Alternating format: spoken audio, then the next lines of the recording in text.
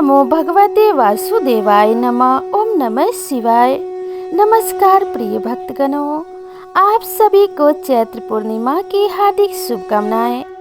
हिंदू धर्म में पूर्णिमा को बहुत धार्मिक और आध्यात्मिक महत्व दिया जाता है, जिसे पूर्णिमा दिवस के रूप में भी जाना जाता है। चैत्र माह में पूर्णिमा को चैत्र पूर्णिमा या चैती पूनम कहा जाता है। यह दिन अत्यधिक शुभ माना जाता है और भक्त भगवान विष्णु के सम्मान में सत्यनारायण व्रत रखते हैं।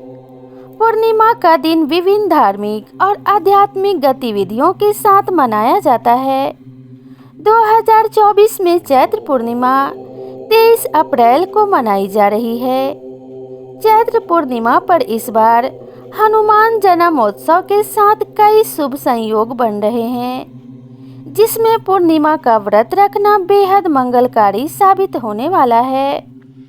इस बार पूर्णिमा पर चित्रा नक्षत्र का प्रभाव भी रहेगा। जब भी चित्रा नक्षत्र में पूर्णिमा तिथि होती है तो इसका महत्व और अधिक बढ़ जाता है।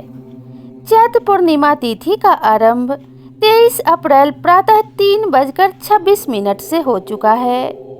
चैत्र पूर्णिमा समाप्ति 24 अप्रैल प्रातः 5:19 पर हो गया। उदया तिथि में पूर्णिमा 23 तारीख को होने के चलते पूर्णिमा का व्रत मंगलवार को ही रखा जाएगा। चैत्र पूर्णिमा हिंदुओं के लिए काफ़ी महत्वपूर्ण है, क्योंकि यह हमारे शब्दों के साथ साथ कार्यों को भी सुधारने और सभी नकारात्मक कार्यों को खत्म करने का सही समय है। भक्त अपने पापों के क्षमा के लिए भी इस दिन भगवान से प्रार्थना करते हैं, ताकि वे धार्मिकता का जीवन जी सके। चैत्र पूर्णिमा का दिन हनुमान जन्मोत्सव के साथ भी पड़ता है, जिससे इसकी शुभता और भी बढ़ जाती है। इसी दिन श्री कृष्ण ने ब्रज में रास रचाया था, जिसे महारास के नाम से भी जाना जाता है। गोपियों ने महारास में भाग लिया था। भगवान श्री कृष्ण ने सारी गोपियों के साथ पूरी रात नृत्य किया था। चैत्र पूर्णिमा का व्रत रखने के लिए आपको प्रातः काल गंगा नदी या फिर किसी पवित्र नदी में स्नान करके भगवान सूर्य को अर्घ्य देना चाहिए। यदि किसी पवित्र स्थान पर जाना संभव नहीं है तो भक्त अपने नहाने के पानी में गंगा जल का उपयोग करके घर पर भी पवित्र स्नान कर सकते हैं। कई भक्त सत्यनारायण व्रत रखते हैं और इस दिन पर भगवान की पूजा करते हैं। इसके लिए एक लकड़ी के चौकी पर पीले रंग का कपड़ा बिछा लें, फिर भगवान विष्णु का गंगा जल से अभिषेक करें। इसके बाद भगवान विष्णु के मंत्रों का जप करें और उनकी आरती उतारें और अंत में तुलसी दल डालकर उन्हें खीर का भोग लगाएं। पूर्णिमा के दिन चंद्रमा की पूजा करना बहुत ही महत्वपूर्ण होता है, इसलिए रात के समय चंद्रमा को कच्चा दूध डालकर अर्घ्य जरूर दें। इसके बाद ही व्रत का पालन करें। जरूरतमंद या गरीब व्यक्तियों को भोजन और कपड़े उपलब्ध कराना महत्वपूर्ण है। कुछ भक्त घर पर हवन और सत्यनारायण की पूजा की व्यवस्था करते हैं और सभी को प्रसाद बांटते हैं। ऐसा करने से भगवान विष्णु, भगवान हनुमान और माता लक्ष्मी, भगवान शिव तथा माता पार्वती का भी आशीर्वाद प्राप्त होता है। इस दिन विधि विधान से पूजा करके व्रत कथा का श्रवण अवश्य करना चाहिए। ऐसा करना आपके लिए बेहद मंगलकारी होगा, क्योंकि चैत्र पूर्णिमा की तिथि बेहद ही शुभ मानी जाती है। चैत्र पूर्णिमा के पौराणिक कथा के अनुसार एक बार की बात है, किसी नगर में एक सेठ और सेठानी रहा करते थे। सेठानी प्रतिदिन भगवान विष्णु की पूजा अर्चना श्रद्धापूर्वक करती थी, लेकिन उसके पूजा करने से उसके पति को बिल्कुल भी खुशी नहीं होती थी। इसी वजह से एक दिन सेठ ने उसे घर से निकाल दिया। सेठानी घर से निकलने के बाद जंगल की तरफ निकल पड़ी। रास्ते में जाते समय सेठानी ने देखा कि जंगल में 4 आदमी मिट्टी खोद रहे थे। यह देखकर सेठानी उस आदमी के पास गई और उन लोगों से कहा, आप मुझे किसी काम पर रख लें। सेठानी के ऐसा कहने पर चारों आदमी ने उसे नौकरी पर रख लिया। क्योंकि सेठानी बहुत ही कोमल थी, इस वजह से उसके हाथ में छाले पड़ गए। यह देखकर चारों आदमी ने सेठानी से कहा, तुम यह काम छोड़ दो, तुम किसी अच्छे घर की लगती हो, इसकी जगह तुम हमारे घर का काम कर दो। सेठानी ने कहा, ठीक है। तब वह चारों आदमी सेठानी को अपने घर ले गए। वह चारों आदमी 4 मुट्ठी चावल लाते थे और उसे आपस में बांटकर खा लेते थे। यह देखकर सेठानी को बड़ा बुरा लगा। अगले दिन सेठानी ने चारों आदमी से कहा, सुनो भाई, तुम कल से 4 मुट्ठी की जगह 8 मुट्ठी चावल लाकर देना। सेठानी के कहने पर चारों आदमी अगले दिन 8 मुट्ठी चावल लाए। उस 8 मुट्ठी चावल को सेठानी ने पकाकर भोजन बनाया और उसे भगवान विष्णु को भोग लगाकर चारों आदमी को परोस दिया। जब चारों आदमी ने उस भोजन को खाया तो वह भोजन उन लोगों को बहुत ही स्वादिष्ट लगा और उन्होंने सेठानी से कहा कि सुनो बहन, आज जो तुमने खाना बनाया है वह बहुत ही स्वादिष्ट है। यह सुनकर सेठानी ने कहा, यह भोजन भगवान विष्णु का जूठा है, इसी वजह से आप लोगों को यह बहुत स्वादिष्ट लग रहा है। सेठानी के जाने के बाद सेठ भूखा रहने लगा। आसपास के लोग उसे देखकर ताना मारते थे कि यह आदमी सिर्फ अपने पत्नी यानी सेठानी की वजह से ही भोजन किया करता था। यह सुनकर सेठ एक दिन अपनी पत्नी सेठानी को खोजने के लिए जंगल की तरफ निकल पड़ा। रास्ते में उसे वहीं 4 आदमी मिट्टी खोदते हुए दिखाई दिए।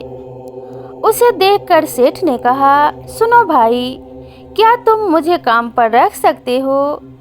तब चारों आदमी ने उसे भी काम पर रख लिया। लेकिन मिट्टी खोदने की वजह से सेठ के हाथों में छाले पड़ने लगे और उसके बाल उड़ गए। यह देखकर उस चारों आदमी ने कहा, सुनो भाई, यह काम रहने दो, तुम अच्छे घर के लगते हो, तुम हमारे घर चलो, वहाँ कुछ काम कर लेना। तब सेठ ने उन चारों की बात मान ली और वह उनके साथ उनके घर की तरफ चल पड़ा। घर पहुँचने के बाद सेठ ने सेठानी को देखते ही पहचान लिया, लेकिन सेठानी घूंघट में थी, इस वजह से अपने पति यानी सेठ को नहीं पहचान पाई। हर दिन की तरह इस दिन भी सेठानी ने भोजन बनाकर भगवान विष्णु को भोग लगाकर सभी को खाना परोस दिया। जैसे ही सेठानी सेठ को भोजन देने लगी, तभी भगवान विष्णु ने सेठानी का हाथ पकड़ लिया और कहा कि ये तुम क्या कर रही हो? यह सुनकर सेठानी ने कहा, मैं कुछ नहीं कर रही हूँ, मैं तो भोजन दे रही हूँ। भगवान विष्णु ने मेरा हाथ पकड़ लिया है।